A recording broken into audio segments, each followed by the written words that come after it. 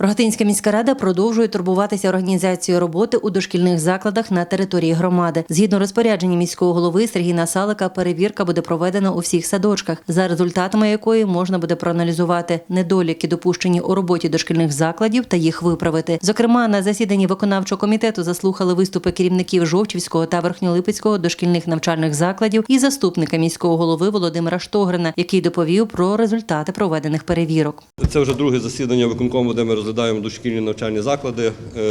Відповідно до розпорядження міського голови вивчалася робота і Верхньолипецького, Жовчівського, Конюшківського і Пуківського дошкільних навчальних закладів.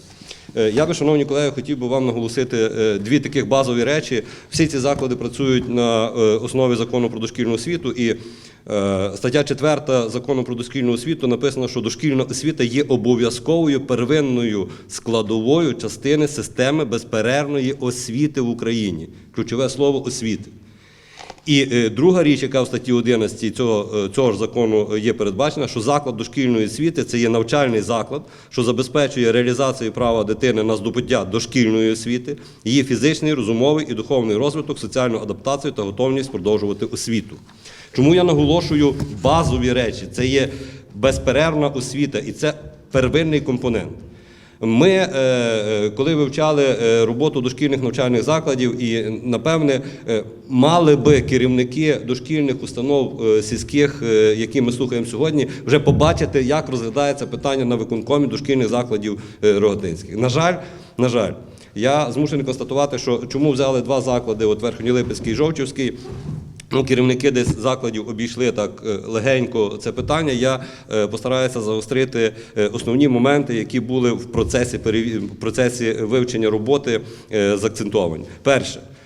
Ми не, враховуючи, що ми зараз є в ситуації карантину, то немає тут складової, повної складової по санітарно-гігієнічних нормах. Чому? Бо наразі ми є на карантині, і крім двох садків в місті Рогатині, де є чергові групи, решта дошкільні навчальні заклади не працюють. Тому, навіть враховуючи цей момент, ми були готові до того, що бодай вся навчально-методична робота, яка, чому я наголошую, освітня робота, вона мала би бути приведена і мала би бути ідеальною. Бо люди працюють на роботі, люди отримують заробітну плату, і відповідно вся ця документація і всі ці речі, які по навчально-методичній частині мали би бути приведені в порядок. І якщо коротенько проаналізувати всі 4 дошкільних навчальних заклади, які ми сьогодні слухаємо, то в нас майже немає претензій до Верхньолипецького. Дійсно, ті всі речі, які були передбачені навчально-методичною роботою, дотримані. У членів робочої групи не було суттєвих зауважень. Є чуть-чуть часткові зауваження по Конюшках і по Пукові незначні, але в нас є серйозні претензії, серйозні зауваження по Жовчівському дошкільному навчальному закладі. Виконком буде інакше відноситися до ситуації в наших закладах. Ми не будемо далі працювати для галочки. Добра ситуація, ніхто не буде на виконкомі питання розглядати. На виконкомі питання будуть розглядатися тільки тоді, коли є критична ситуація, коли є або нерозуміння, або небажання, або інші фактори, які заважають керівнику працювати. Тому це є ще достатньо м'яке рішення, коли ми бачимо, що у нас, ви розумієте, капіталісти собі не дозволяють, щоб на одного вихованця був прикладений, до нього приставлений один педагог. Ну нема, це розкішне життя. Це розкішне життя. Якщо таке розкішне життя, то наші діти в садках мають бути вундеркіндами. З ними ж повинні займатися. Що займатися з десятком дітей на одного педагога, а що з 1,5 дитиною? Де віддача?